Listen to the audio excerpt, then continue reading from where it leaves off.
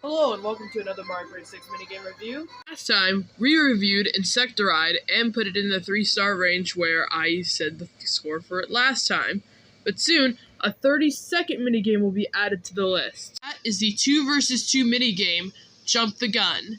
So yeah, we will get to that.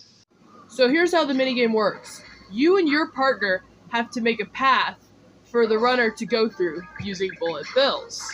But it's also going to depend on if you're the person that's the runner and the one that's riding the bullet bills, like me in this round, or if you're the one shooting the bullet bills, like Luigi here. But just remember, you gotta be careful with what you're doing here. You can't jump like that 4-block gap there. You cannot.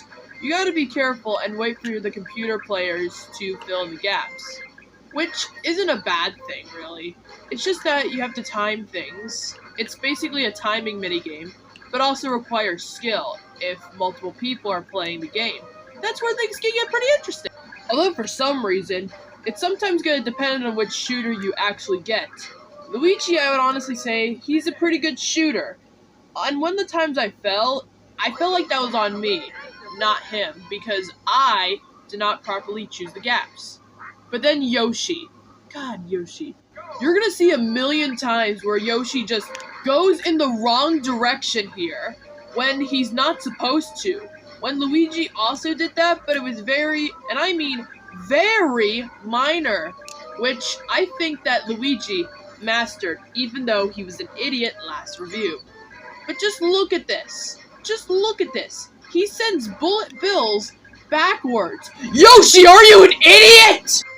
But it also could be on me because I just fell, so you can't really blame him for that. But still, he still sends bullet bills in the wrong direction. Yeah, I feel like that's just a common problem with computer bugs. Yoshi, you did it again! Okay. I will stop this time because, well, there's not really much else to complain on him for this type of stuff, but hey, it is what it is. And yeah, anything can happen. Just give me a moment of silence. Just be careful. When you're the shooter and you're not playing with anyone else, you gotta be careful with your gaps. Because if you go with more than 3 bullet bills of gaps, then the computer players are just gonna fall every single time. And you do not want that, am I right? But in conclusion, this is a pretty good minigame overall, despite of how much I've talked about it. But hey, we can all improve at anything, and even in minigames here. This is still a very good minigame in its own right, despite of how much I trash-talked it. That was basically on the computer part, and nothing else. Because, well, you can be creative with this minigame anyways. So yeah, we'll just get to what I have to say about it, alright? What are my thoughts on it? I would have to say that this is a very good minigame, and very well balanced. If it weren't for the terrible computers, I feel like this one would have been a perfect minigame. But for now, I'm gonna give it 4 stars. I feel like that's the best way to review it, honestly. Well, that's it for today's review. Up next, we're gonna be doing Lift Leapers. See you guys then.